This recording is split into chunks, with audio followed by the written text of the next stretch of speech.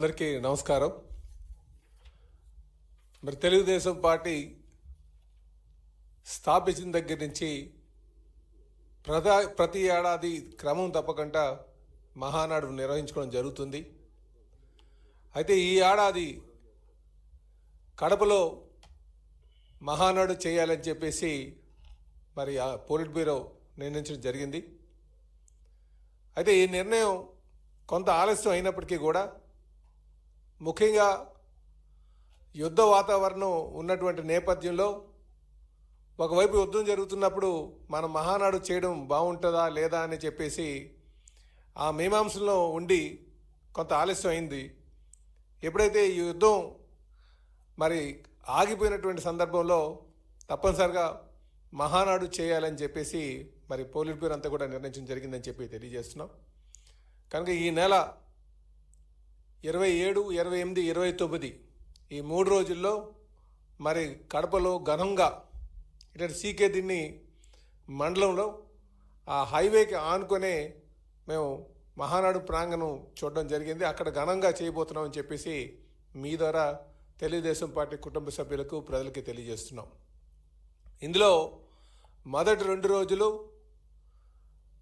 నాయకుల్ని ఏ స్థాయి నాయకులు అంటే మండల స్థాయి నాయకుల వరకు కూడా, అలాగే యూనిట్ క్లస్టర్ వరకు కూడా మనం పిలవడం జరుగుతుంది. స్టేట్ బాడీ మెంబర్స్ కావచ్చు, పోలిట్ బ్యూరో మెంబర్స్ కావచ్చు, అలాగే జిల్లా body members, state body members అందరినీ కలుపుకొని సుమారు 23,000 మందికి మొదటి 2 రోజులు మేము ఆహ్వానిస్తున్నాం.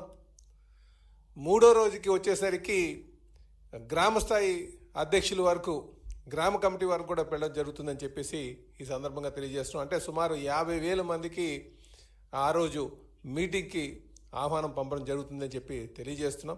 ఇది కాకుండా ఆ చుట్టుపక్కల ఉన్నటువంటి నియోజకవర్గాల్లో ఈ కుటుంబ సాధికార సారథులు అని చెప్పేసి మేము ఒక కమిటీని వేసుకుంటున్నాం.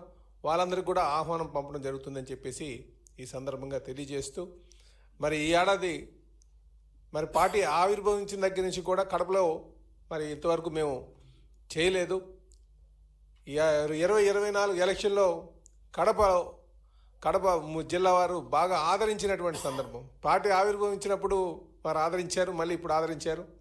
కనుక అందరూ కూడా కడపలో ఘనంగా చేయాలని, అంటే కొంతమంది అక్కడ అకామిడేషన్ లేదు ఎలాగా అని చెప్పేసి కొంత డౌట్లు ఎక్స్ప్రెస్ చేసేటప్పటికీ కూడా అక్కడే చేయాలని చెప్పేసి నిర్ణయం తీసుకున్నామని చెప్పేసి తెలియజేస్తున్నాం. ఈలోగా కూడా మేము ప్రతి నియోజకవర్గంలో క్యాడర్ని పిలిపించి ట్రైనింగ్ కూడా ఇవ్వడం జరుగుతుందని చెప్పేసి తెలియజేస్తున్నాం. నమస్కారం.